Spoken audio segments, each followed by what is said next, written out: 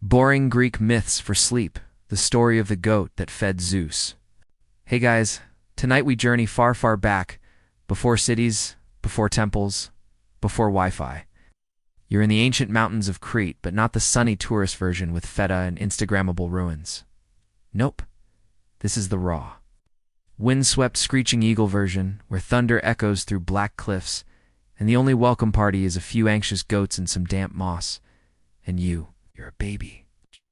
But not just any baby, you're Zeus, future king of the gods, born in secret, while the world kind of hopes you survive long enough to not get eaten by your own father. Because your dad, Kronos, has a teeny tiny cannibalism problem. He's been swallowing his kids whole like some weird competitive eater because someone told him one of them would overthrow him. Not exactly dad of the year vibes. So when your mother, Rhea, goes into labor on this stormy night, she's not decorating a nursery, she's hiding. So, before you get comfortable, take a moment to like the video and subscribe, but only if you genuinely enjoy what I do here. And tell me where you're listening from, what city, and what time is it where you are. Now dim the lights, maybe turn on a fan for that soft background hum, and let's ease into tonight's journey together. The storm crackles. You, tiny and wriggling, are born on Mount Dicta, rocky, precarious slice of Crete. It's not the kind of mountain where people picnic. It's the kind where people get mysteriously lost and probably grow a new fear of owls. Your mom wraps you in soft wool. Probably Itchy Ann stares at you with that expression that says, please. Just don't cry loud enough for a titan to hear. Now, historians still argue whether Rhea gave birth alone or had help from local nymphs, midwife goddesses, or a very traumatized shepherd. Either way, the whole thing is done in complete secrecy. Your siblings? It's long gone. Swallowed. In fact, your mom has gotten so good at distracting Kronos that she hands him a nicely bundled rock later on and tells him it's you. He gulps it down without a second thought. Honestly, the man could lose a game of peekaboo. But you're nowhere near him. You're being spirited away under the cover of thunder and goat bleats. Swaddled like a squeaky burrito and passed off. It's a group of mountain nymphs who probably didn't sign up for this kind of babysitting gig. They're leading you to a cave-cold, echoey, and more goat than glamour. But it's safe, sort of. Caves back then weren't just natural shelters. They were considered sacred spaces. They connected to the underworld, divine energy, and probably spiders the size of a honeydew. Yours is called the Dictaean Cave. People centuries later will still argue over whether it's a mythological place or an actual tourist destination with questionable souvenirs. Inside, your new roommates include moss, a few bees who keep trying to make honey near your nose, and Amalthea, a massive she-goat who looks like she could trample an ox and still have room for dessert. She's not your mom, but she might as well be. Shh. Lowers her huge, warm head, snorts curiously, begins feeding you. Directly, yes, that means you're latching onto a goat. A don't knock it, it's high in nutrients and apparently good enough for a future thunder god. The wind howls outside the cave while inside. The fireless dark is filled with your tiny hiccups and the occasional goat sneeze. This isn't Mount Olympus, it's more like Mount Upside Drop Twinthehay. And yet, it's safe. For now. The nymphs who've been appointed your keepers, collectively known as the Curites, are not your average babysitters. They're armed, and they have one very weird job: to dance, bang their shields, and scream very loudly anytime you cry, which is often. You're a baby, and a dramatic one at that. The goal is to drown out your wails, so Kronos can't hear and comes stomping in with that giant golden fork of his. Scholars still debate whether this tactic was effective, or just very annoying to the neighbors. At one point, the cave floor floods from a thunderstorm and everyone panics. Except you, of course. You giggle, slap at the puddle with your fat baby hands, and chomp down on a pine cone, which you definitely shouldn't eat, but do anyway, because that's what baby gods apparently do. The nymphs look at each other like, did he just chew that? Decide not to intervene. Meanwhile, Amalthea just keeps feeding you, patient and unbothered. Her eyes are wise in that I've seen things way, and she headbutts a few too curious bees out of your face. You start recognizing her smell warm fur, a bit grassy, a little funky. You fall asleep with your cheek against her side, heartbeat slow, and the drip of cave water counting out time. You don't know it, but this little moment of peace is rare. There's war brewing and the cosmos titans, battling for power. Old gods fading, new gods forming. But here, in the dim, flickering dark, it's just you, your goat mom, and a few nymphs, quietly arguing about who forgot to bring the fig paste. Centuries from now, people will visit this mountain and wonder if the king of Olympus really started his life with goat milk and wet moss. Some will scoff. Others will write essays. A few will sell Zeus was raised by a goat. Mugs. But none of them will feel the way you do right now, safe, tiny, and completely unaware that the future of the universe is somehow tied to your next burp. And as you close your eyes again, snuggled into Amaltha's shaggy side, the storm outside quiets just a little. For now. You wake to the gentle huffing of goat breath in your face. It's not exactly a minty fresh alarm clock, but it's yours. Amaltha's enormous head looms over you, nostrils flaring with maternal purpose. She nudges you upright, hooves clacking softly on the cave floor. The moss underneath you is damp and smells like wet stone and goat drool, so basically your version of a memory foam mattress. Your eyes blink against the low golden light. One of the nymphs has managed to reflect the morning sun into the cave, using a bit of polished bronze. It's not for your benefit at S, so they can find the honeypot without stepping on you. Priorities. This cave has now become a very sleepy sanctuary. The walls are streaked with minerals and the faint outlines of old cave paintings, probably drawn by some confused goat herder who never expected a baby god to move in. Every morning, the nymphs check the mouth of the cave to make sure no titan-shaped shadows are looming nearby. They always return with a sigh of relief, shaking their heads like overworked camp counselors. But you don't care about any of that. You're hungry. Again, and Amalthea is ready. She lowers her shaggy body beside you, and you latch on with the urgency of a divine hoover. The milk is thick, oddly sweet, and somehow fizzy, which, honestly, shouldn't be possible. But then again, you're drinking from a goat, blessed by the ancient earth goddess Gaia. Normal dairy rules do not apply. You slurp, hiccup, and then immediately fall asleep halfway through feeding. Again, classic you. Now, this goat isn't just any goat. Some say she was divine herself, a celestial being with magical powers and sacred hooves. Others suggest she was just a normal goat, who ended up in the wrong cave and got mythologized by association. Historians still argue whether Amalthea was a goddess in disguise or simply a goat with phenomenal job security. Either way, she becomes one of the most important figures in your earliest Dizir milk bar. Pillow, heater, and emergency playpen, all rolled into one woolly package. The cave begins to take on a certain rhythm. You cry. The curates clang their shields and stomp like they're rehearsing for an off-Broadway thunder show. You laugh. Honeybee gets caught in your curls. Amalthea bleats like she's narrating your every move in goat language. It's weirdly peaceful. The days bleed into each other, soft and mostly uneventful. Until that one day. The milk overflows. Amalthea, perhaps overexcited or just following her sacred instincts, produces more milk than a baby god can realistically consume. It gushes from her udders like a bubbling spring. One of the nymphs tries to catch it in a cracked pot, while another screams about the stone floor becoming slippery enough for divine lawsuits. You're too busy splashing in the puddle to care, and then something odd happens. As you roll over with your sticky milk-slick hands, you grasp one of Amalthea's horns. It's not the smooth, polished part, no. It's the base, where it's thick and twisted like a small mountain. You tug it, more out of curiosity than malice. It snaps off. Completely, Amalthea yelps, and everyone freezes. The horn thuds to the ground. There's a moment of awkward silence, the kind that hangs heavy after you break something expensive at someone else's house. You blink. Amalthea blinks. A bee hovers dramatically as if waiting to see who's going to get sued. Then the horn starts to glow. Slowly, from the hollow end, things start tumbling out. First, a handful of grapes, then a gold coin, then a tiny bunch of olives still on the twig. The horn won't stop. The items just keep coming: cheese, honeycomb, barley cakes, figs, and a few polished stones shaped like ducks. One of the nymphs squeals, another faints. Amalthea, mildly annoyed but also impressed, snorts and noses you gently, as if to say, you break it, you own it. You stare at the horn in your lap, which is now giving off a faint hum like an S. Thinking about producing a roast chicken next. Congratulations! You've just created the cornucopia bottomless horn of plenty. You don't know that, of course. You're busy trying to see if it'll spit out something interesting like a frog. But in the eyes of your caretakers, this is huge, divine, possibly taxable. Now, people will later argue over this moment. Some myths say Amalthea simply gave you the horn. Others say the horn fell off when she died, which, spoilers, doesn't happen just yet. But this version, you broke it, kind of rudely. But at least it's productive. From this day on, the horn stays in the cave, propped up like a sacred vase, constantly bubbling with food and shiny objects.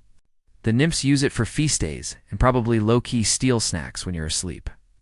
Amalthea seems fine about it. Her other horn is still intact, and you haven't broken anything else. Yet night falls again.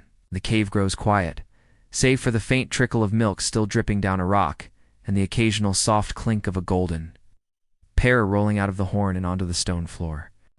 You snuggle up beside Amalthea, one hand loosely wrapped around a fig, the other still sticky from cheese. Somewhere far above you, the stars glimmer. None of them are named after you, not yet. It's another chilly morning in your goat-scented cave nursery. And today, you awaken not with a yawn, but with a tiny fart that echoes way too loudly for comfort. Ow, and one of the nymphs chuckles under her breath. Another scowls. Amalthea Docenti reacted there out of politeness, or because she spent so much time near you that nothing phases her anymore. You're still nestled into her fur, and she's snoring with her legs tucked beneath her like a very noble beanbag chair. As usual, you're hungry before your eyes are even fully open.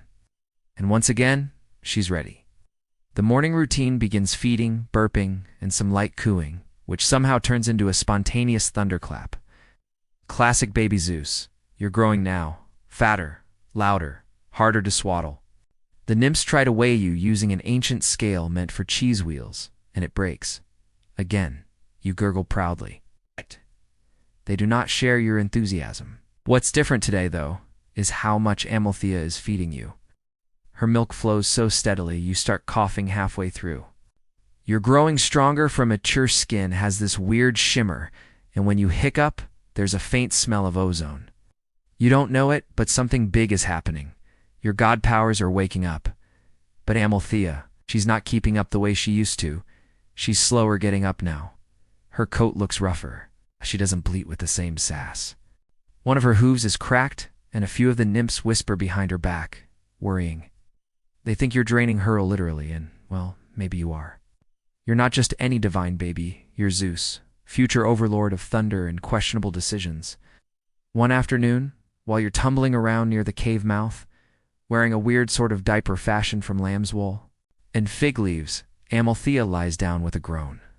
The horn you broke earlier lies next to her, still lazily spitting out snacks today. It's mostly roasted chickpeas and pickled onions, because even magical horns have off days. You crawl over and try to cheer her up by clapping a sticky fig to her nose.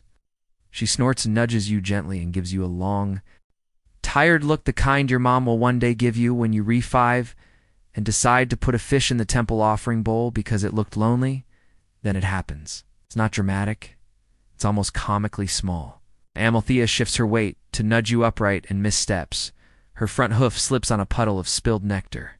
She stumbles, awkward and heavy, and lands with a thud that shakes the cave. You freeze. The nymphs come running, weapons in hand, thinking a titan's finally found you. But no just you, a broken horn, a stunned goat, and your tiny hand smeared with squashed berries. Amalthea's okay. Mostly, she's breathing, and she licks your face like usual, but she's not standing up. It's not for a long time. One of the nymphs, Callisto, the serious one with bark firmer, kneels beside her. Psst. She whispers something you don't understand. Then she reaches for the broken horn.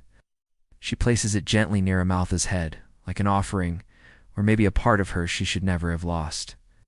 The nymphs argue again, loudly. Some say Amalthea's been mortally weakened. Others think she's fine and just needs more time and less divine dairy. Historians still argue whether the fall actually injured Amalthea, or whether this was simply a poetic turning point metaphor meets hoof. Either way, things shift after that. The cave quiets. The curates, once clanging their shields daily, go softer. Amalthea sleeps more. You stop crying as much. You start watching more. The horn now just called cornucopia becomes less of a novelty and more of a symbol. Everyone treats it reverently, like it holds something more than just food, maybe the idea of enough. And then there's you. You start crawling farther, climbing small rocks.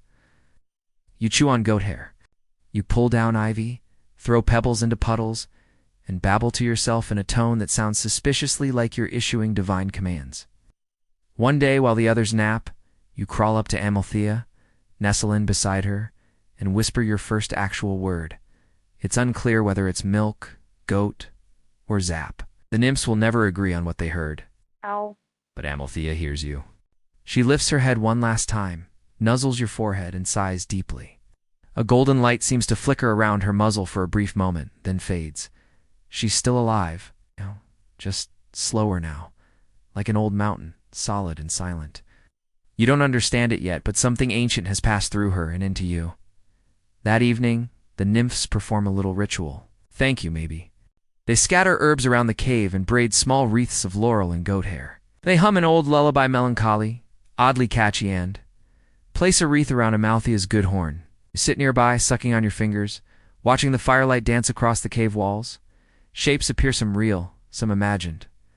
A goat, a lightning bolt, a crown, the stars. You don't know what they mean, but they feel familiar, like whispers from a destiny you haven't met yet. The cave breathes with you. The nymphs breathe with you.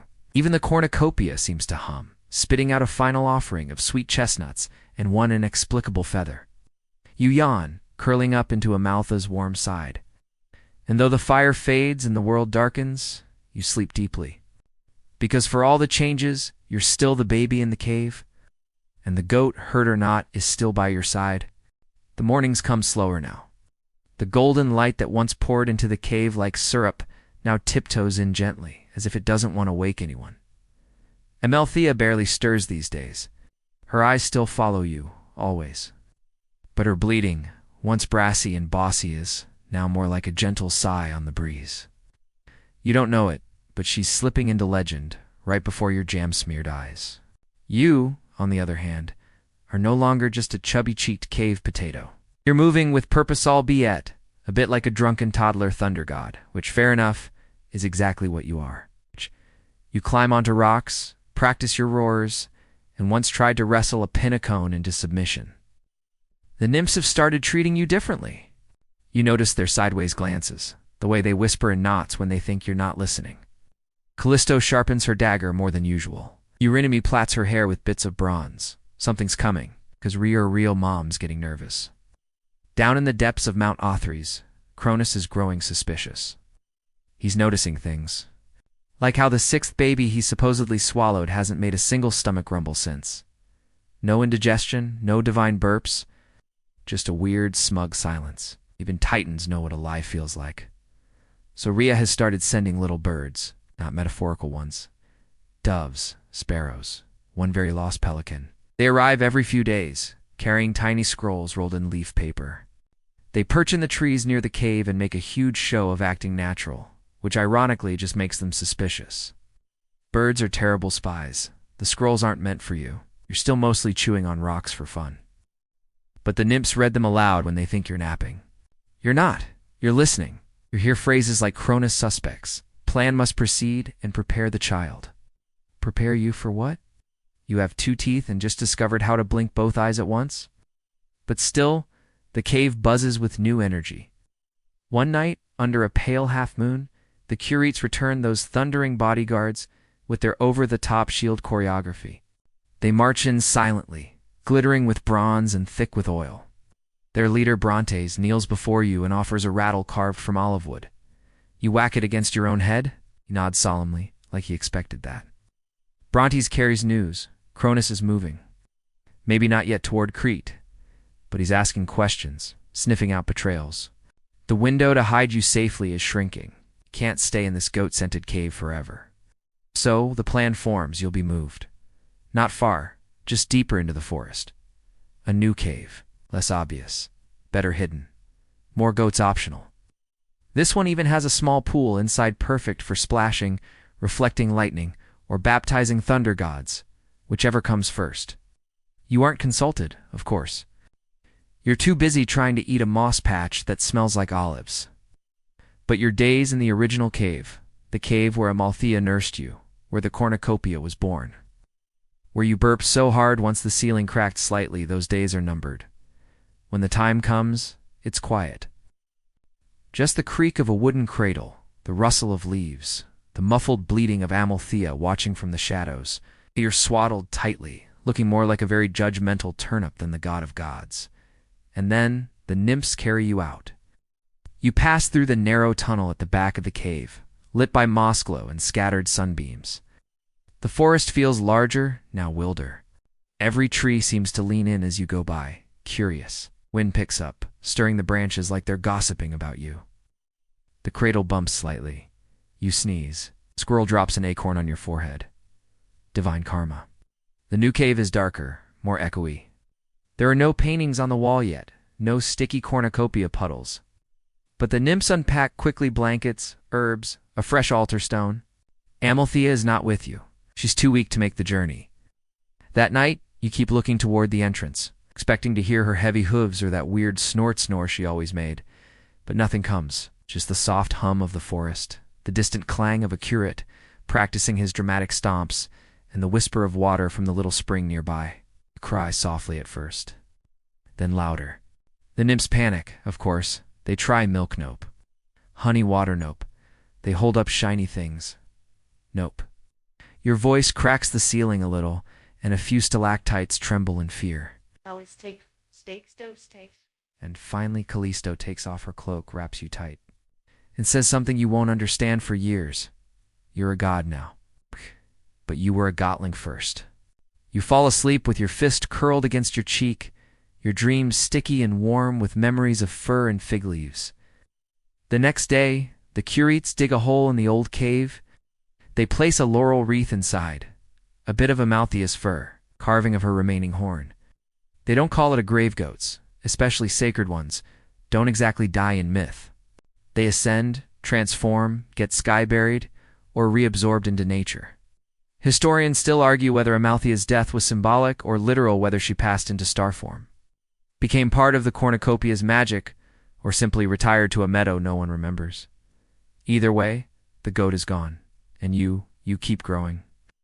In the new cave, your footsteps get steadier, your babble's more coherent.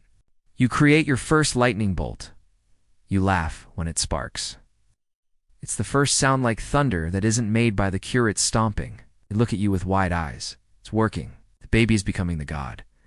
And though you don't know it, far away, Cronus feels a flicker of something, a shiver down his immortal spine. He doesn't know yet that you're alive, but he will. Your new cave is nice, as caves go. It has good acoustics for tantrums, a steady drip of mineral-rich water that makes your curls extra springy, and mossy ledges just the right height for flinging things off. The nymphs have turned it into something like a divine toddler dojo, padded floors of soft fronds, a playpen marked by ivy ropes, and about 7.5 goatskin toys, none of which squeak. Because even in ancient Crete, squeaky toys are a terrible idea near a training thunder god. You're walking now, wobbly, sherbet with that dangerous toddler confidence that suggests UD. Try to climb a thundercloud if it looked fun enough. The nymphs follow closely, always within arm's reach, not out of protectiveness, out of survival. Your tantrums now come with sound effects, booming echoes. It's tiny sparks, and once a flying acorn that somehow broke a small boulder. And yet, you're still very much a baby. You cry when your figs aren't mashed. You refuse to nap unless someone sings that weird lullaby, where the goat eats the moon. You chew on things that are not food. Sometimes you try to eat your own foot. Progress, yes, but still a baby. Meanwhile, the nymphs have stepped up your education, which is a generous term. Mostly they teach you to identify herbs by smell, to recognize animal sounds, and to throw a pebble with something vaguely resembling intention. Callisto insists that learning to hit a target will serve you well in war. Or Enemy, the more whimsical one, insists that one day you'll charm the stars into dancing. Both agree you should stop putting beetles in your mouth. The forest outside the cave is your classroom now. The nymphs carry you on their shoulders as they walk narrow paths hidden under thickets and pines. You see birds, wild goats, bees thick with golden pollen.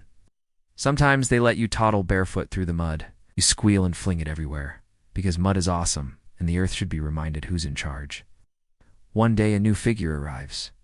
He isn't a nymph. He doesn't shimmer. Doesn't stomp like a curity. He's older than the mountain, maybe. He walks with a crooked staff carved with symbols older than letters. His name is Militia, skeeper of sacred honey, forest prophet, and certified babysitter to very specific kinds of immortals. No one sent for him. He just shows up. You don't like him at first? Smells like bark and beeswax, and looks like a raisin with opinions. But Melicius knows how to handle divine children. He sits beside you, wordless, and offers a smear of honey on his thumb. You lick it immediately. Your eyebrows do the thing. That ... was delicious. You hold out your hand for more. He just nods. Greedy already, he says, and chuckles. Now Melicius becomes part of your days. He teaches you to recognize your own reflection, not in water, but in the shape of clouds. He hums to the trees, and they lean slightly, as if listening. He carries a long pouch full of pebbles and trinkets that he drops into your chubby hands one by one, naming them. This one is from the belly of a starfish. This one is older than fire. One afternoon, he brings a goat horn. You think it's a Malthaeus, but it isn't. It's different dark, with faint swirling lines, like it remembers winds you've never felt. He hands it to you carefully, as if it's hot. You grip it, raise it over your head like a scepter, and babble proudly. Then it fills, right there in your hands. The horn bubbles over with honey cakes and sprigs of lavender and a literal baby rabbit that looks just as surprised as you are. You drop the horn. The rabbit bounces out and runs for its tiny life. The nymphs scream. The horn tips over and spills more things. Berries, barley, a wax tablet with a weird stick figure on it. Melicius just laughs. Cornucopia, he says. A gift. A key. A riddle. The horn your horn now, whether you know it or not, it's more than a snack dispenser. It's a bridge. A symbol of endless nourishment. It connects you to Amalthea, to the divine, to your role in the world that hasn't happened yet. But right now, it mostly connects you to snacks, and that's good enough. You drag it around for days, using it like a club, a pillow, and occasionally a portable bath if the nymphs aren't looking. Melicius lets you experiment. He says you're finding the edges of your chaos. The nymphs say you're one more tantrum away from being raised by squirrels, but the deeper truth hangs in the background. Cronus. You hear his name whispered sometimes, when the fire burns low, when thunder rumbles to close. You don't know who he is yet, not really, but you feel him, like a shadow on the edge of a dream. The father who eats his children, the king who swallowed time. Melicius speaks of him carefully. Your father is a tyrant, he says once, while feeding you goat cheese. Not because he's powerful, because he's afraid. And fear makes monsters of all of us. You chew thoughtfully, then sneeze goat cheese into your own lap. Melicius takes it as divine agreement. Historians still argue whether Melicius was a forest spirit, an early Olympian, or just a particularly magical beekeeper. But to you, he becomes the voice that steadies the storm. Your power is growing now. You can feel it tingling in your fingertips when you touch water. When you sleep, your dreams crackle and spark. One night you sneeze and lightning flickers across the cave ceiling. The nymphs pretend not to notice. They just casually remove anything flammable from the sleeping area. The forest responds to you now. When you laugh, flowers open. Yes. When you cry, the sky darkens. When you pout, the bees buzz a little louder. You are still a child, but you are no longer just a child. You're becoming. And one night, as you drift to sleep, beside your cornucopia, half hugging it like a teddy bear with a buffet function, you feel something distant. A hum, a pull. Far away, Cronus stirs. You dream now with weight, not the soft gooey dreams of goat's milk and ticklish moss. These dreams have shaped voice thunder. One night you dream of a mountain cracking open like an egg. A woman stands at the topria maybe. Her mouth moves, but no sound comes out. It's only wind. Behind her a shadow taller than the stars looms, eyes like furnaces. You raise your little fist in the dream, and the mountain shivers. You wake up gripping the horn of plenty. It's empty for once. Nothing spills out. Just a smooth spiral of potential in your hands, and you are oddly comforted by its silence. The nymphs sense something's changing. Callisto paces more. Eurynome mutters into her tea. Even the ever-calm Melicius starts sleeping with one eye open. Or maybe he always did. Either way, there's a pulse beneath the forest floor now. A low, slow beat, like a drum warming up somewhere very far away. You begin to ask questions. Not with words, not yet, but with gestures, babbling, pointing at shadows and furrowing your tiny god brows. You gesture at the sky, at the mountaintops. You tug at the curls of your caretakers until they answer. They tell you about the Titans. You don't understand all the words, but you catch the shape of them. Huge, cold, firstborn, Cronus is one of them, the biggest, the most afraid. He ate his own children to keep his throne safe. You're the one who got away. You're the crack in his power. You are the one who is not digested. There's a celebration in the forest soon after. The nymphs call it a harvest festival, but it feels more like a test. Everyone brings offerings. Melesius makes honey circles and instructs you not to sit on them. Naturally, you sit on two. The curates bring fresh bronze shields and reenact a very loud, very stompy war dance in your honor. It involves backflips. You are delighted. The center of the glade, a tall standing stone gleams with sap and moss. This is the altar. They lift you up wobbly knees and a land place you gently against it. You touch it with your fingers. It hums. A blue spark dances along your hand. Everyone freezes. Even the birds stop chirping. Then the standing stone cracks. Just a hairline fissure. A line of light, thin as breath, peeks through. The nymphs gasp. You giggle and promptly sneeze on the altar. Melesius, eyes wide, mutters, "It's time." You don't know what it is, but you sense that something is slipping into gear. Some great hidden wheel creaking into motion. That night, the forest changes. Trees that used to lean in with curiosity now seem to lean back, respectfully. Even the shadows grow a little quieter, as if not wanting to interrupt. You start practicing your throws more seriously. Rocks, fruit, once a slightly confused toad. You don't know why yet, but it feels important. Melesius begins teaching you new things quietly, always by torchlight. Not just how to move through the forest, but how to listen to it. How to feel the way air thickens before lightning. How to trust the smell of rain before it falls. And how to hold still when the world trembles, because something big is watching, and you do feel watched. One evening, a crow lands near your sleeping place. It's not like the other birds. Its eyes are intelligent, ancient. It doesn't caw, just looks, and it drops something at your feet. A small black feather tipped in gold. You reach for it, it vanishes before your fingers touch it. You try to tell your enemy. She hushes you gently, pressing a finger to your lips.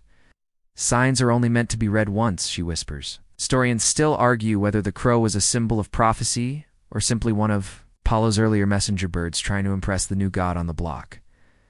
Either way, it's the first time the outside world reaches into your cave life, and it won't be the last.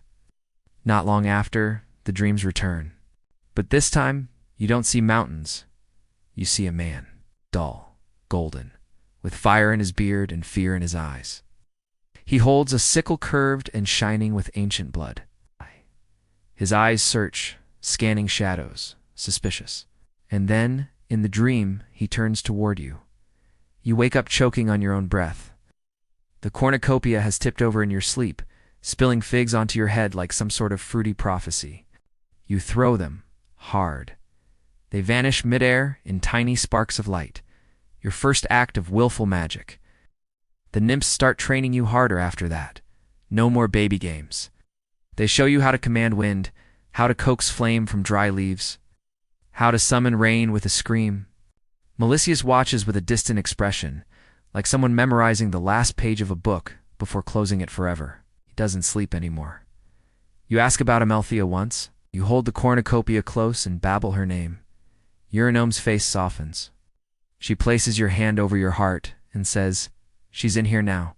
She doesn't need hooves anymore." You don't entirely buy it, but you nod. And then, without warning, the curate stops stomping. It's small at first. One day, no bronze echo. The next, no rhythmic chant. By the third day, there's only silence outside the cave. When Callisto ventures out to investigate, she returns pale. "The air tastes wrong," she says. "They knew this would come. The day Cronus would notice."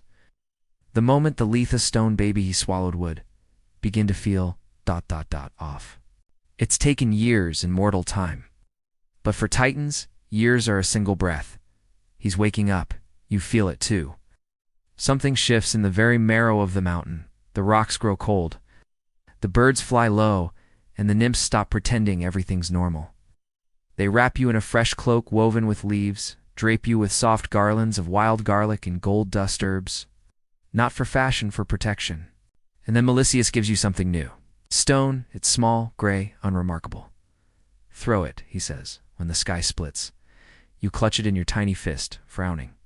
The nymphs gather at the mouth of the cave, staring out into the forest as if expecting the trees to answer. No one speaks. But you do for the first time, in a clear voice. You say a name, Cronus. And the cave goes very, very still. The name lingers in the cave air like smoke. You've spoken it now. That changes everything. The nymphs look at you as if you've just summoned a thunderclap, which honestly is something you're probably a few weeks away from figuring out anyway. Your enemy puts a hand on your shoulder. It's shaking, just a little. Melicius doesn't speak. Just closes his eyes and lets out a breath so deep it might belong to a mountain. Outside, the wind picks up. You hear it sifting through the trees, pushing leaves around like a giant board with his soup. A wind that doesn't play anymore, it pulls. It yanks. It has purpose. That's when you notice the quiet. Even the bees that usually hover near Melicius's shoulder are gone. The forest has gone still, like a crowd holding its breath just before the first cymbal crash. And still, the name sits in your chest. Cronus, not just a word now. Signal. Later you'll learn that names have power. It's that saying one out loud, with intention, can do more than just stir the air. It can change the shape of the world. But for now, you read just a child who saw a terrifying man in a dream and decided not to be afraid of him anymore. Of course, you were terrified, but fear isn't what it used to be. It's growing smaller every day, like your baby teeth slowly loosening. The next few days pass in preparation.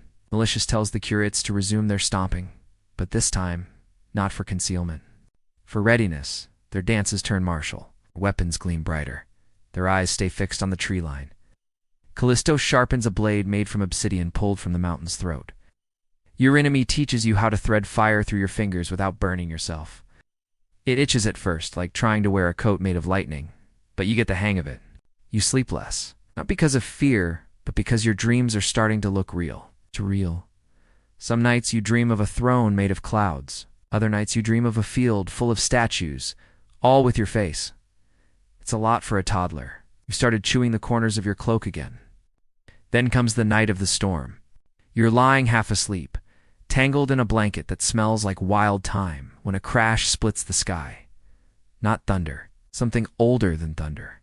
You sit up, alert. The cave mouth lights up with a pulsing glow blue like moonlight caught in the act of becoming fire. The nymphs rush to you. Melicius stands at the entrance, eyes wide, holding a candle that doesn't flicker in the wind. The sky, he whispers, has split. You don't wait for permission. You reach into your small pouch and clutch the gray stone he gave you. It's warm now, as if it's been listening. You waddle still, not quite running, but definitely determined past the nymphs, past the curates, into the open. And what you see makes your new baby teeth ache. The sky is wrong. It's not torn, not exactly. It's more like it's been unzipped. A jagged rift glows directly above Mount Ida, revealing something beneath the world stars that are too close. Fire that doesn't move, a silence that thunders. Through the opening you see eyes, not two, not even five, just eyes, watching, rolling like storm clouds, blinking like suns. This is not Cronus. This is the universe noticing you. You raise the stone. It pulses. Throw it, Melicius says again, his voice tight, his staff glowing faintly with honey light. Before he sees you, so you do. You wind up like you're hurling your favorite fig at an unsuspecting rabbit and throw. The stone doesn't just fly, vanishes, streaks upward with a whistling note, like the mountain itself is sighing. When it hits the rift, everything stops. The eyes blink once the sky shudders. Then it seals not with a bang, but a smooth sliding hiss like silk slipping from a shoulder. The clouds reform. The stars scatter back into place, and the wind exhales again. Behind you, someone sobs. One of the younger nymphs. Melicius falls to one knee, not from pain, but from sheer exhaustion. He looks at you with something between awe and fear. You did it, he whispers. You told the world who you are. You don't quite understand. but you feel the burn in your palm where the stone used to be. There's no mark, just warmth. A permanent reminder. Historians still argue whether this event was a literal cosmic rift or a metaphorical birth of Olympus's authority. Some say the stone was symbolic of prophecy. Others insist it was the very rock Cronus swallowed in your place. But the story that survives is clear. You threw a stone, and the sky blinked. The next morning, the bees return. Melicius calls it a blessing. Your enemy calls it a warning. Callisto doesn't say anything, just polishes her blade again, and you start talking. Full words, simple sentences. You tell Eurynome, you want more figs, please. You tell Melicius, you saw the sky's eyes. You tell Callisto, her hair smells like iron. But most importantly, you say your name, Zeus, not a whisper. Not a mumble, not a statement, Zeus. And the earth beneath your bare feet gives the tiniest of quakes. The quake is small, barely more than a hiccup in the dirt. But everyone feels it. You say your name again because, well, you like the sound of it. Zeus, a little louder this time. The leaves above flutter, and a pine cone falls with suspicious precision, bonking a squirrel right between the ears. That's when Callisto bows, not dramatically, just a short, silent nod. Then Eurynome. Then Melicius, whose knees definitely crack louder than they did last week.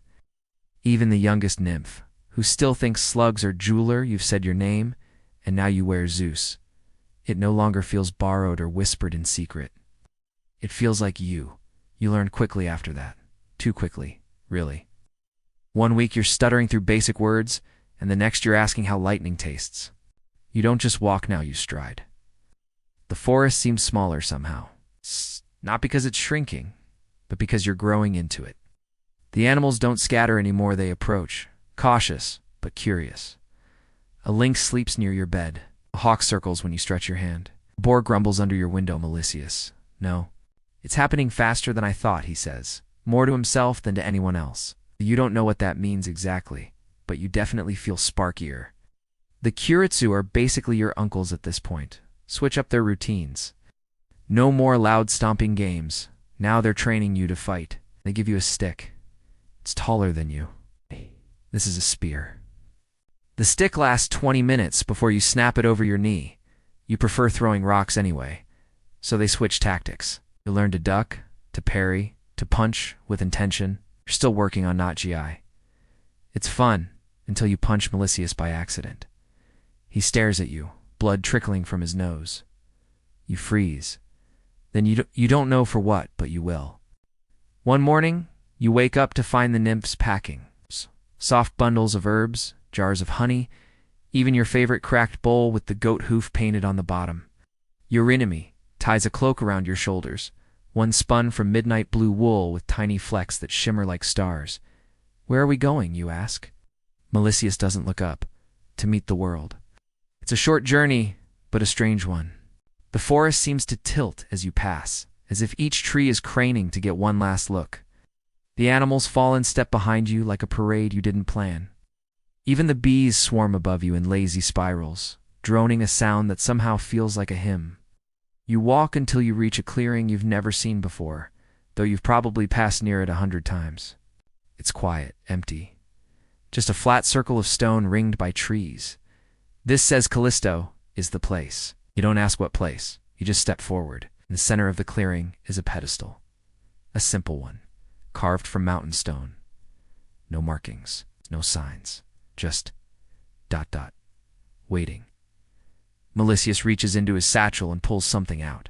A stone not the one you threw, one like it. He holds it up. This is what Cronus swallowed. What he thinks is you. You stare at it. It's plain. It's dull gray, heavy looking. You step closer and press your hand to it. It hums, just faintly, like it remembers. Why are we here? You ask again to bury the lie. Your enemy says softly, so you do. Together, you dig into the earth. You place the stone down gently. Melicius mutters something old and rhythmic, maybe a prayer, maybe a warning, and covers it again. You're not hiding anymore, he says. This isn't about pretending you don't exist. This is about proving that you do. Historians still argue whether this moment marked the official end of your hiding or the symbolic start of your reign. But everyone agrees. After the stone was buried, everything changed. The dreams grow stronger, vivid. You see Cronus more often now, not just in shadow, but in detail. You see the way he paces, the way he winces. Yes. The way he stares into the fire like it might confess something to him. He senses something. He knows something's missing, just can't put his eternal finger on it. One night, you dream you're in his stomach. But instead of darkness, it's a throne room. A golden hall, wide and echoing. Your brothers and sisters sit around a long table asleep. Their eyes are closed, their arms limp, but they breathe. You see it? They breathe. You wake up crying. Your enemy holds you close, brushing your hair back. They're still there, she whispers. And one day, you'll set them free, you whisper back. I promise it becomes your secret vow. Each day after that, you train harder, you throw faster. You start to command storms instead of just nudging them. One evening, you clap your hands and lightning answers. The nymphs exchange glances. Melicius carves something into the cave wall, an ancient rune that glows faintly whenever you walk past it. You ask what it means? It means it's begun. He doesn't explain further. He doesn't need to, because you feel it too. A shifting in your bones. A buzzing behind your teeth. Feel like the whole mountain is coiled for a leap it hasn't taken yet. And one day, while sitting by the stream with a stick and your thoughts, a deer steps into the water beside you. It bows just a little, and then it vanishes. No rustle, no footsteps, no sound, just gone. And you sit there alone, the water babbling beside you, the sky stretching above like a page waiting for the first word. You whisper it again. To Zeus said, this time the wind repeats it. The wind doesn't just echo your name, it carries it, Zeus. You hear it rolling over the ridges of Mount Ida, weaving between trees, sneaking through hollows. The kind of whisper that travels far, but pretends it doesn't mean to. A name drifting its way across Crete, then past the wind-dark sea. Then toward the high places where the old gods dwell or used to. Somewhere in a place you've never seen, Cronus stirs. He dreams of a child-shaped shadow just out of reach. He wakes with a taste of honey in his throat and rage curling in his fingers. Another one, he mutters, more to himself than anyone else. I ate them all, but even gods can doubt. Back on the mountain, life is ... different. You're not just the kid with the goat anymore. You're the one who threw a stone into the sky. It's the one who speaks to storms and bends wind like it's silly putty. You're also unfortunately now expected to sit through meetings. Melicius starts holding what he calls councils of preparation, which is just a fancy way of saying long hours around a fire discussing how to keep you alive. You try not to fall asleep. Your enemy draws battle plans in the dirt. Callisto sharpens and resharpens her blade, saying nothing, eyes like frost, and the curates. Ow. They're still stomping, but it's become almost ... ceremonial. Not for noise now, for rhythm, for warning, for war. You train with them in the mornings. You meditate in the afternoons. You nap less. You ask more. Like, how do I get them out, them, your siblings? Melicius doesn't answer at first. Then you don't. Not yet. Then who does? You do, when you're ready. Helpful. Some fringe versions of the myth say you already know how you do it, that your plan was formed with divine instinct. It's not careful strategy. Others argue you were just winging it the whole time, hoping raw charisma and a goat-heavy diet would be enough. The truth's likely somewhere between inspired genius and desperate improvisation. Speaking of goats, Amalthea's milk has changed again. It's richer now, heavier. The nymphs think it might be reacting to you. It started glowing when you drink it. Not dramatically, just a faint shimmer along your arms, like moonlight caught in your skin. Callisto calls you Sparkle Boy. You pretend not to like it. And then, one night, the quiet ends. It starts with the owl. You're in the middle of pretending to sleep blanket over your head, eyes wide open, rehearsing what you'll say to your enemy if you ever find out she used the last of the honey figs when you hear it. Who? Not unusual, right? But it's inside the cave you peek out. There, perched on a shelf of rock near the entrance, is an owl unlike any you've ever seen. Silver-feathered, eyes glowing faint blue, and wearing, you swear, a tiny necklace. It stares at you. You stare back then, it speaks, you are seen. Its beak doesn't move, but the words land anyway. Not in your ears, in your head, like someone whispering underwater. You sit up fast enough to tangle in your blanket and fall over. Classic, the owl waits. Melicius arrives seconds later, staff raised, breath sharp. But when he sees the bird, he lowers it slowly. Already? He mutters. We had more time. What is that? You ask, brushing leaves from your hair. A messenger, Eurynomy, answers from behind you, from the Moira. You've never heard of the Moirai before, which is surprising, because they apparently weave the fate of everything, including your goat socks. The owl blinks. The thread tightens. The loom shakes. The time approaches. Okay, you say slowly. Can someone translate bird? Melicius sighs. You're saying Cronus is waking up? Oh, that great. The owl leaves without another word. Just vanishes. One moment, bird. Next moment. Whoosh of feathers and wind and nothing. After that, the pace quickens. Your training doubles. The days blur. Your legs ache. Your fingers crackle with lightning by accident now, especially when you're annoyed, which is often because Melicius starts calling you Little Storm. You hate it, but it sticks. You also start seeing shapes in the sky. Not clouds, not really. More like pieces of dreams you didn't have. A flash of silver armor. A golden apple falling upward. A woman with eyes like knives. Things you don't understand yet, but will. The nymphs sense the change. They become quieter, less singing, more watching. Even the trees seem restless. One leans too far in a windless moment and crashes without warning. You jump, then laugh nervously, then realize no one else is laughing. One morning, you wake up to find Melicius standing at the cave entrance, staring out. They're coming, he says, not turning. Ooh! But you already know. Scouts, Cronus doesn't trust dreams anymore. He wants proof, so he sent shadows. They arrive by dusk. At first, they just look like deer. But their antlers flicker unnaturally. Their hooves leave scorch marks. They don't graze, they watch. Melicius calls them veil-born beasts of the Titan's suspicion. They can't see you clearly, not yet, but they smell the change. You're too big now, too bright. Can't hide much longer. Historians still debate whether these scouts were literal beasts or symbolic manifestations of Cronus's anxiety. Either way, their appearance marks the beginning of your endgame. Melicius takes you aside. We'll send you away, he says. Deeper, to the stone womb. That sounds terrible, you say it is. He agrees. The plan hides you somewhere, so ancient even memory has trouble finding it. A cave within a cave. A forgotten pocket of the world where even titans don't tread. But to get there, you'll have to move fast. Quiet. And not look back. That night you sit with Amalthea, one last time. She nuzzles your hand. You bury your face in her fur and whisper thank you. She licks your cheek and bleats once. You take a final drink of her milk.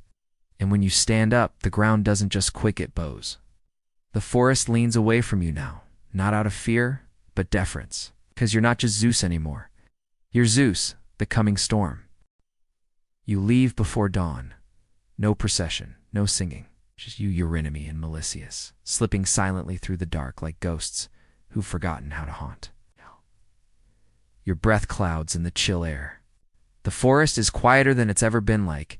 Even the crickets know something's shifting, and they don't want to get in the way. You don't look back. You want to. Every step farther from Amalthea feels like a betrayal. Every footfall seems to echo with her soft bleat. But you don't turn around. You've already said goodbye. And God, specially baby ones, don't get do-overs. The journey is strange. You move through places that don't feel like part of the mountain you knew. The trees are wrong. Tall, but bent. Their bark seems to shimmer slightly, like oil on water. You pass through a grove where all the leaves have teeth. No one says anything. It's just one more oddity in a world that stopped pretending to be normal. And then, there it is, the stone womb. It's not much to look at, just a split in a cliffside, mostly hidden by moss and a tree that leans like it's embarrassed. But when you get closer, the air changes, thicker, colder, like stepping into the breath of something asleep. You hesitate. For the first time in a long time, your feet don't want to move. Melicius kneels in front of you. This place is old, he says.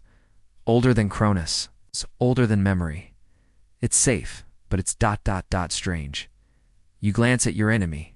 She nods. It doesn't follow rules, she says. Not all the time. Great, you mutter. Love a cave with personality. But you go inside, the world folds inward. The walls pulse faintly with veins of silver. The floor hums beneath your feet. It's warmer than it should be, but the heat doesn't come from fire, it comes from presence. Like the cave is watching you, testing your weight, wondering if you belong. Spoiler, you do. You travel deeper. The tunnel narrows, then widens again into a low chamber with a smooth floor and a ceiling that glows faintly, like starless night sky. There's nothing else. No bed, no lamp, no snacks here? You ask. Here, says your enemy. We'll be nearby, but not with you. This part you do alone. You want to argue? Say you're not ready. Demand just one more goat hug before becoming a cave hermit. But something inside you whispers, you are ready. So you nod. You leave and the quiet begins. The first hours are fine. It's boring even. You explore the room, hum a little. Try balancing a pebble on your nose. You whisper your name against Zeus sand. The cave says nothing back, which is somehow comforting. But then the dreams begin. Oh boy, the dreams. They don't wait for you to fall asleep. They slide in sideways, like water slipping under a door. One moment you're wide awake, counting cracks in the wall, and the next you're in the belly of Cronus again. But it's different this time. He's awake. His gut churns around you. You hear voices. Your siblings, laughing, crying. It's hard to tell. You reach out, but your arms are heavy, like stone. Then you're in a different place. A meadow. Sky like liquid gold. A woman stands at the edge, veiled, holding a spindle. The thread unravels, she says. You reach for her, she's gone. You blink awake. The cave is still there, humming softly, its walls unbothered by your dream struggles. You breathe. Historians still argue whether these dreams were visions from the fates or hallucinations caused by magical spores in the stone womb. Either way, they don't stop. Every time you drift, the dreams come. Sometimes you're soaring. Sometimes you're drowning. Sometimes you're standing in the ruins of a temple that hasn't been built yet. But every time you're older, bearded, crowned, wielding a bolt of lightning the size of a tree, it's lot by the third day you stop sleeping. You sit, legs crossed, whispering names of people, of places, ideas. You say freedom. The cave hums louder. You say revenge. The cave hums quieter. Interesting, the stone womb, it seems, is a vibe-based tutor. One night, you feel it shift. Literally. The ground tilts slightly. You brace against the wall. The ceiling lowers an inch, and then rises again. It's testing you. You stand. You raise your arms. I'm not scared, you say aloud. A breeze rolls through the chamber, though there's no entrance, no vent. It smells like burnt cedar and fresh rain. A reply, maybe, maybe not still. You feel ... changed. Your limbs feel longer, your voice deeper. You look at your hands, and for a moment they're adult-sized, glowing faintly with that now familiar shimmer. Then normal again. The cave isn't just shelter, it's shaping you. You don't know how long you're down there. Time doesn't tick the same way. Could be 3 days, could be 30. You stop counting eventually. You hear a voice, not dream voice, real voice. At the cave mouth, Zeus, malicious. You scramble up, legs stiff, heart racing. You step into the light and blink. Everything's too bright, too loud. You forgot birds could be this noisy. Your enemy smiles. You're taller, you look down, huh? You are malicious. Hands you something wrapped in soft cloth. We brought this.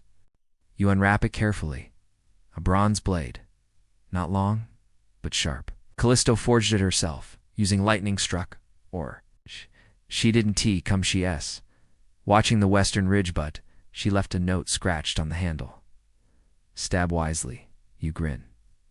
What now? Malicious glares at each other. Malicious clears his throat. Now, ... we make him throw up.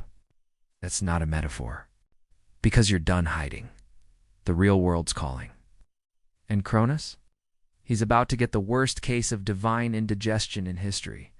You stand at the edge of the cliff, bronze blade tucked into your belt, squinting at the sky like it owes you an explanation.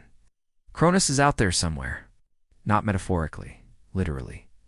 Storms keep appearing and disappearing over distant mountaintops. Flocks of birds drop mid-flight and vanish into nothing. One tree split open yesterday and bled honey. Definitely not local weather. Callisto joins you on the ridge. She doesn't say much, just nods. You both know what's next, so you gather. The nymphs, the curetes, the owls. Even Amalthea limps up, her limp now more noble than sad. She headbutts you gently in the knee. A reminder. You owe her some divine goat treats when this is over. Melicius draws a circle in the dirt. This is the plan, he says, tapping the center. Get you close. You give him the emetic. Etic. You echo a potion that makes him puke. Oh, I was hoping it was a kind of dance. Melicius doesn't laugh. No one laughs. Too nervous. The potion is made from bark, scraped from trees, older than war, mixed with fermented bee venom, and ... crocodile dung. Yes, that again. Apparently, it's nature's reset button. Historians are still unsure if it was symbolic or if Titan digestion actually works that way. But you're not here to debate biology. You're here to deliver the world's most intense barf inducer. And it has to be you, because Cronus can smell divinity. Any mortal or demi-mortal who gets close will be instantly incinerated, absorbed, or worse told, a long and boring story about pre-Olympian taxes. Only you can slip through, under the radar, not quite God yet, not quite mortal either, just ... You Zeus. The storm-kissed maybe god, with a goat for a mom. Eurynome wraps the potion in cloth and hands it to you. It smells like moldy vinegar soaked in thunder. Don't spill it, she says. You nod. Now, you'd expect a hero's journey to involve some epic trek rivers crossed, Riddles answered, a montage with dramatic music. But no, you just walk quietly, down the mountain, through the whispering woods, toward a field of dying grass where the air is hot and sickly sweet. He's here, Cronus, not standing, not stomping, lying down. Sleeping, except he isn't really asleep. His eyes are closed, but his body shifts, fingers twitch. Lips murmur things that might be names or just wind. His stomach rumbles like thunder in reverse. He's dreaming of betrayal, and his dreams are loud. You approach slowly, heart pounding. He looks nothing like you imagined. Titan-sized, yes, but not monstrous. Not exactly. More like an abandoned statue. Cracks in his skin where stars shine through. Moss growing in his hair. A mouth half open. Breathing clouds. You climb onto his chest. It's not a sentence you ever expected to say. But here we are. The ground, flesh beneath you, moves with each breath. You inch your way forward until you're directly above his lips. You unwrap the potion. It hisses you. Hesitate. You look down at the face of the one who tried to erase you before you could begin. The one who swallowed your siblings without chewing. It's the one who dreams of silence. And then you pour just a few drops. They hit his tongue like coals. His eyes snap open gold, burning. You leap back as the world convulses. He sits up with a sound like mountains breaking. Wawat is, who? His voice is distant thunder filtered through confusion. He looks around, hand to throat, and then he vomits. You should look away, you don't. Out comes a wave of sickly starlight and smoke hand inside it, them. Hera, Hades, Poseidon, Demeter, Hestia. 5 fully grown gods, blinking into sunlight, coated in the ichor of pre-existence. Their eyes lock onto yours. They know you. Sibling, says Hera, standing tall, golden circlet already forming in her hair. You came, whispers Demeter, voice like spring's first breeze. Hades just smirks Poseidon, throws up seawater, and says nothing. Hestia, kind and steady, gives you a nod so warm it feels like home. You did it.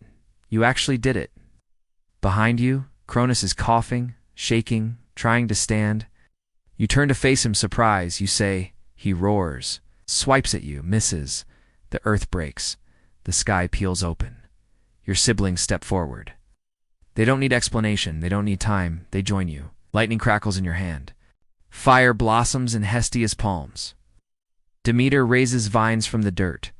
Poseidon calls forth a wave from thin air. Hades grins and pulls shadows like thread. Hera lifts her hand and the clouds obey.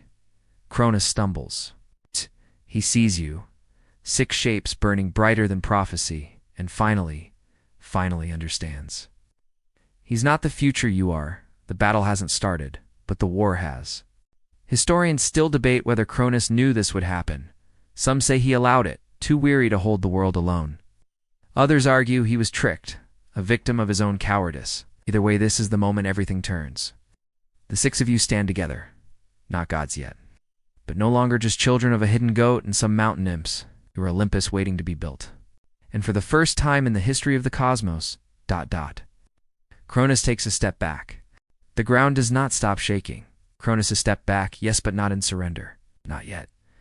The Titan King, still glowing with the residue of the cosmos, snarls through cracked teeth. His eyes narrow at the six of you standing before him, barely balanced between mortality and something more. He's not done. He's regrouping. Scatter. Hades says simply, "You move, the world explodes." Cronus brings down his fists. Not on you directly, no. That would be too human. Instead, he strikes the air, the very laws of nature, and they shatter. Gravity lurches sideways. Trees rip themselves from the earth. Time blinks just a little land. Suddenly it's dusk. You blink again and it's morning. Demeter grabs your arm. Focus. "I am," you say, but your voice comes out backward, literally. Eurynomy warned you. Cronus isn't just a brawler, he's a time eater. And when you corner a time eater, things get ... bendy. Still, you've got an advantage. He's tired. Each of your siblings looks at you the same way, no words, just a nod, a breath. The kind of glance that says, "We've only just been born, but we've been waiting for this forever." The ambush begins. Poseidon throws a spear of salt water, explodes against Cronus's knee, and he staggers. Hera lunges high, driving a beam of light into his shoulder. Demeter rips vines from the dirt and wraps them around his ankles. You go for the throat, you leap, lightning arcing between your hands, and land right on his chest again, like last time, but this time he's awake. And mad. He swipes at you, claws carving sky. You duck, roll, stab the bronze dagger into the hollow below his jaw. He screams. "Ah!" The mountains echo with the cry. From above, Hestia dives.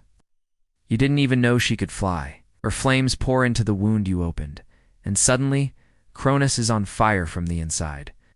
But still, he fights still, because Titans don't die easy. This isn't a battle of fists, it's a collapse of eras. You've brought the future into the present, and the past is punching back. Wild-eyed and full of old songs no one sings anymore, and in the middle of it all, a goat. Domalthea charges into the chaos like a woolly battering ram. Head down, hooves ablaze with borrowed divine energy. She slams into Cronus's shin. He yelps, a Titan King yelping. Somewhere, you almost feel bad for him, almost. Amalthea doesn't stop. She butts his knee again. And again. You hear bones crack, Titan bones. The kind that mountains use as scaffolding. And the fight tilts. Cronus lurches off balance. Then comes the moment. Not flashy, not dramatic. Just quiet, his knees give out. He falls. Onto one elbow, then the other. He lifts his head to look at you. Just you, with an expression you never expected. Recognition. He knows what you are now. What you will become. He tries to speak. You raise your hand. No. And the sky agrees. It opens not with thunder, but with quiet. A silence so thick it crushes the storm. The world breathes in. And Cronus disappears. Gone. No scream, no explosion. Just done.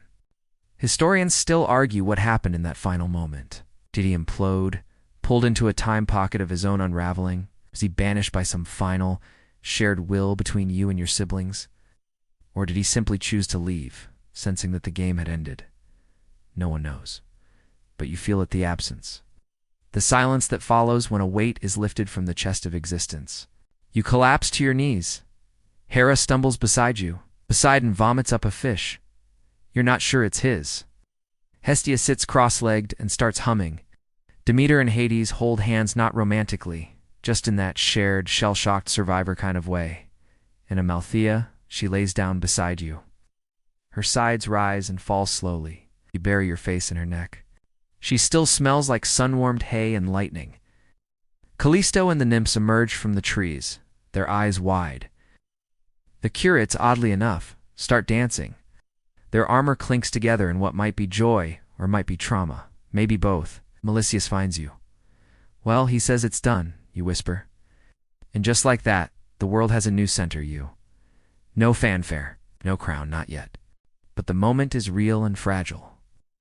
You glance at your siblings, they're already changing. Hera looks like she's measuring the sky for a throne. Poseidon is drawing shapes in the dirt that resemble oceans. The meteor hums to a flower and it blooms instantly. You all came out of Cronus, but now you're growing into something else. Your enemy returns, tired but smiling. She kneels beside Amalthea, who licks her wrist softly. You'll have to build it now, she says. Build what, you ask. The world you want. That feels ... heavy. And right, because it isn't over. This was just the start. You don't have temples yet, or laws, or even a mailing address. But you have freedom. And that's enough to begin. You turn to the others. We should talk, you say. They nod. 6 newborn gods, shoulder to shoulder, with a goat who won't stop nibbling your hair. The old age has ended. Now comes the hard part, deciding what the new one will be. You sleep in shifts for 3 days straight. It's not because you're tired, though. Honestly, you are, but because the universe itself needs time to settle. Reality is still a bit twitchy. Sometimes gravity forgets what it's doing. Time skips ahead just long enough for Amalthea to age an hour, and then back again so she forgets she ever aged. You stay on Mount Aegaeon. It's safe here, sacred ground, and high up, which is nice, because Poseidon keeps accidentally creating puddles the size of lakes whenever he sneezes. Hades insists on making every rock cast a suspiciously long shadow just to be dramatic. You've caught him practicing smirks in the reflective surface of a river. But the talking, that starts almost immediately. You're gathered around a circle of flattened moss, a meeting spot now marked by a stone you all place together. Amalthea chewed on it. Tradition, probably. So, Hera begins, adjusting the golden circlet now permanently hovering over her head. What exactly are we supposed to do now, besides not get swallowed again? That's the question. No prophecy covers this part, no Titan rulebook left behind, no instruction scroll tucked into Cronus's leftovers. Just 6 of you in a wide-open cosmos. Demeter clears her throat. We could ... divide things up.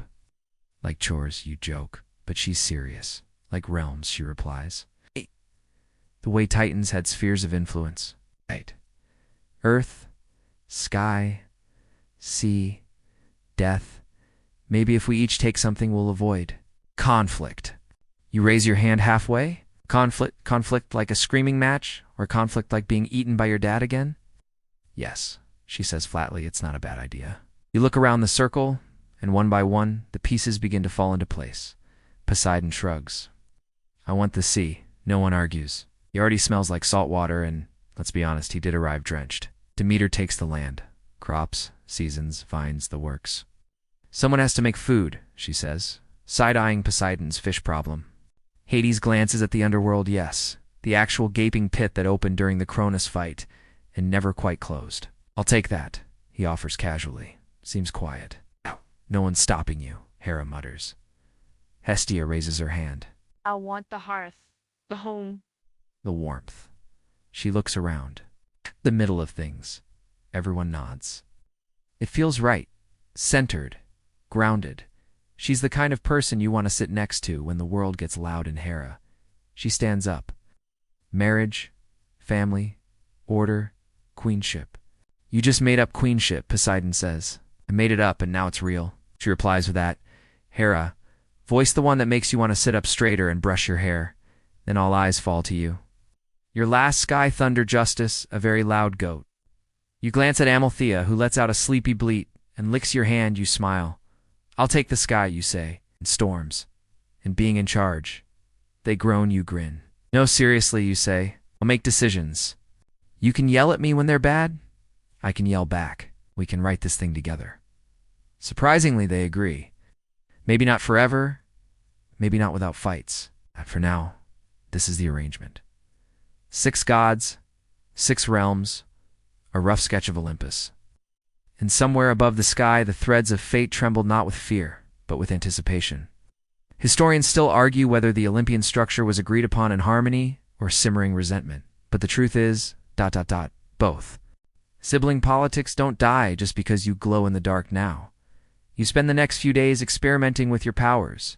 You fly for the first time. It's just a few feet off the ground at first, then soaring above the peaks of Crete. The air thins, but your lungs don't care.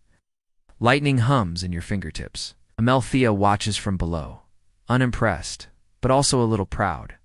Demeter plants a fig tree, and it blooms instantly. Poseidon creates a spring in the side of a rock and fills it with goldfish. The goldfish start a government. Hades is weirdly proud. Kara turns a storm cloud into a throne. Just ... because. Meanwhile, Hestia finds a small family of mortals living nearby, scared and shivering. She doesn't speak. She just builds them a fire and sits with them until they're warm. Later that night, you ask her what that was. Practice, she says simply. It's starting to settle. The old age is gone. You didn't just break, it too replaced it. And slowly, you begin to call others to you, not worshippers. Not yet, but allies, minor gods, spirits of the land. The Horitha goddesses of the seasons drift in on the wind and nest in Demeter-esque robes like birds. The Moirai, strange sisters with thread in their fingers and no pupils in their eyes, appear at night mumbling something about editing destiny drafts. Even Pan shows up, naked, furry, and playing pipes. No one invited him. He doesn't care. You begin building not a palace yet, just a gathering place. A place above the clouds, where ideas can take shape. The others call it a council hall. You call it home. Doesn't have columns or statues yet, but it feels sacred. Amalthea sleeps at the entrance every night, curled into a woolly crescent of divine stubbornness. It's not finished, nothing is, but it's yours. The mortar isn't even dry on your first temple when the prayers begin. Not loud, not coordinated, just murmurs in the wind. Little pulses of hope drifting up from the lowlands, where humans build fires and stare into the smoke, trying to understand who you are. You're not sure yet either, but word travels. Fast. There is a shepherd boy who claims he saw you descend from the clouds and pet a goat. Another says you threw lightning at a tree because it wouldn't stop dropping pine cones on your head. That second one might actually be true. The myths start before you're ready. One says you were born fully grown from a cave made of gold. Another insists you came from a cloud and rode a dolphin into battle.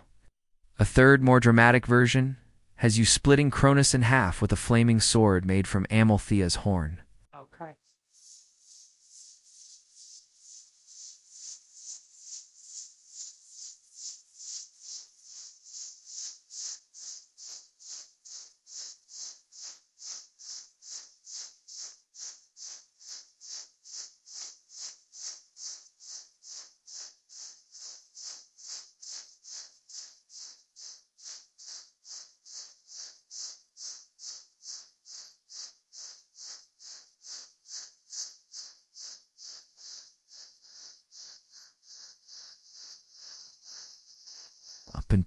Hera just shrugs and says, let them tell it how they want. It'll grow into something useful eventually. Historians still debate when myth overtook memory. Maybe it was the moment someone carved your likeness into a rock and called it the Thunderer. Or when a mortal village offered a pile of bread and figs at a tiny, clumsily built altar shaped suspiciously like your nose. But with the myths come expectations. They want you to protect them, fix things, make it rain when the crops die, stop the rain when it floods, punish liars, reward the brave. Know their names even when they whisper them into the wind. You try it. A lot. There are days you spend just listening, sitting at the edge of your mountain, letting prayers swirl around you like gnats. Some are heartbreaking. Some are boring. One man begs you to help him grow a better beard. You actually do. Just a little. For fun. Meanwhile, your siblings are busy shaping the world in their own weird ways. Demeter invents the harvest festival. There's singing, there's dancing. There's an incident involving very fermented grapes, and a goat not Amalthea, thank the heavens.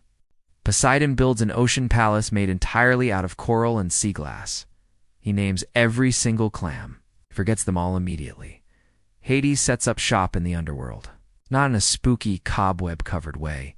It's oddly bureaucratic. There are forms. Cerberus guards the entrance 3 heads. 1 brain, 0 patience. Hera starts keeping a ledger. Births, deaths, marriages, royal drama. She's got an entire column for mortals who named their children after her, and another for those who dared not to Hestia. Hestia visits every single fire lit in your name. She shows up, warms herself, smiles quietly, and leaves a hint of divinity behind. No one sees her, but somehow they all feel better afterward. And you start shaping storms not to destroy but to remind people you're watching. You let thunder rumble gently in the background during their speeches. You strike a tree when a cruel king breaks a promise. You let the rain fall on a lone farmer's field and nowhere else, just because his prayer came with a thank you note. They call you Zeus now. You're still not used to it. Sounds sharp, larger than life. Not quite that kid who got fed by a goat and later blew up his dad. But it's catching on. One night you're watching Amalthea sleep, her legs twitching in a dream when Hades sits beside you, silent as ever. You ever think we'll be done? He asks. You blink. Done? How? With this, the world building, the ruling, the responsibility.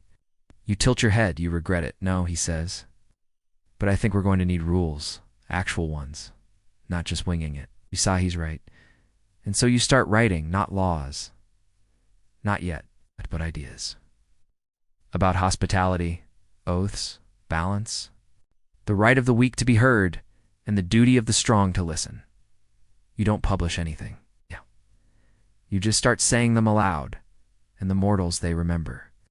They carve them into stone tablets. They quote you incorrectly, but with good intentions. They start teaching their children about your lightning. Here is judgment, Demeter's bounty. The gods are settling into their roles. But you're becoming something else. Zumble, that's the funny part. You're still the same awkward, goat-raised cave kid who tried to sneak lightning down his pants to surprise his dad. You still miss the simplicity of hiding in shadows and eating berries. But now, when you speak, people listen. Even your siblings, even the stars. Your enemy visits less often now. She says her work is mostly done. But one night, under a sky woven with stars you didn't know had names yet, she leans against you and says, "You're not just a king." No. You ask, you read the story they tell when they re-scared of the dark. You glance at Amalthea. She snorts in her sleep and kicks over a pile of sacred firewood. You grin. Sounds about right. Spretin. And up above, thunder rolls not loud, not threatening, but soft, like the sky clearing its throat before a bedtime story. The first temple dedicated solely to you is built entirely wrong. You try not to take it personally, but it's hard not to notice that the nose on your statue could probably pick up radio frequencies, and the beard. It looks like someone glued a mop to your face. Still, it's oddly charming. The people of Lictos carve it out of love, enthusiastic love. They don't know marble from limestone or which direction the altar should face, but they bring offerings. Bread, olives, a necklace made of river pebbles strung together with goat hair. One of those pebbles has Amalthea's tooth marks in it. You let it stand. Not because it's perfect, but because it's real. Across the land, more temples begin to rise. To Poseidon near the coasts, with seashells worked into the stone. To Demeter in golden fields, where barley and poppies grow in neat rows. To Hera in the bustling cities, stately and intimidating. To Hades in quiet, foggy places where people whisper instead of sing. To Hestia in every hearth fire, every flame that dances gently without consuming, and to you. Everywhere lightning touches the ground, the Olympian order begins to take shape. Slowly, awkwardly, you start holding councils. Sometimes they're brilliant, 7 divine minds, collaborating, planning, building. Other times you argue over who forgot to refill the ambrosia jug, or why Poseidon keeps flooding valleys for fun. Still, there's progress. Create systems. Justice, even if it's vague and dramatic. Punishment for oath breakers. Reward for the brave. Divine protection for the guest and traveler. Hospitality becomes sacred. Betray it, and the thunder won't just rumble, it'll come down screaming. And humans, they adapt fast. They name days after you. Shape clouds into your likeness. Invent stories where you fly through the air battling giants made of fire. They believe in you harder than you believe in yourself sometimes. One day a child leaves a drawing at your temple. It's just stick figures, one of you, one of a goat, and a big angry titan with excess 4 eyes. It's the most accurate depiction yet. You keep it. Not in a vault. not in a shrine, just tucked into your robes, because you remember the cave. The smell of moss and wet stone, the sound of Amalthea's breath, the milk that saved you, the fear, the softness. You've never really left it. Even when you're seated on a gold throne made of thunderbolts and skyfire, even when you judge kings and topple empires, even when temples rise and your name is shouted in 100 languages, you're still that kid who once cuddled a goat and dreamed about the stars. And here's the thing, you never wanted to be worshipped. You just wanted the screaming to stop. You wanted peace. A place where your siblings could laugh without looking over their shoulders, where Hestia could tend a fire without fear, where Hera could lead with her full voice and not be punished for it, where Hades could be silent and still be seen, where Demeter's flowers could bloom without being crushed, where Poseidon could just exist. And somehow, that hope the humble, goat-scented heart of it worked. Historians still argue whether your reign began with divine right or sheer accident, whether Amalthea's horn truly contained endless abundance or just excellent calcium, whether you were destined to rule or just the last one left standing. But none of them can deny this. You made a world where people dared to hope again, not because you forced them to, but because you listened. You let their stories in. You let your story be changed, shaped, retold even when they got it all hilariously wrong. You didn't cling to the facts. You let the myth carry you forward. It's the secret of gods, isn't it? Not that they're perfect, but that they endure. You outlast storms and empires. When they crumble, you begin again. Because somewhere, a child still draws your story with a stick in the dirt. Somewhere, a grandmother still prays for rain. Somewhere, a lone traveler lights a fire and feels safer under the stars just because you're watching. And somewhere, Amalthea is still dreaming. Maybe of the cave, or the first laugh, or the time you tried to climb her back and fell off. You'll never know, but that's okay. Because the world is wide, the thunder is quiet for now, and the sky is clear enough to see your reflection. It looks like a god. But you know better, it looks like you and a goat who never gave up. And now, as the last echoes of lightning fade and the stars settle into their quiet corners, you let your breathing slow. The clouds are thinner now, painted soft and silvery across the sky.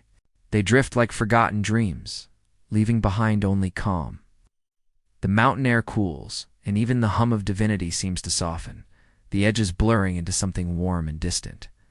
You sit beneath the sky you chose to rule not with thunder this time, but with silence. A silence full of peace, not fear. The kind of quiet that comes after the storm has passed, and the world exhales for the first time in ages. Below, the land stretches out in gentle sleep. Temples glow faintly. Fires flicker in tiny villages. Somewhere a goat snores. Loudly, the world is still very much itself, imperfect, strange, beautiful. But it is safe now, for tonight at least. And maybe that's all anyone ever really wanted from you, from the gods, from the stories. Not perfection, just rest. A chance to lay down their fears. To close their eyes and drift, knowing someone up there still listens. So you lean back, let the sky cradle you, and allow your eyes to flutter shut. You did enough for tonight, you just get to be, and maybe if you're lucky. You will dream of cave songs and laughter and the soft warmth of goat-s wool against your cheek. Sleep well, Skywatcher. You've earned it.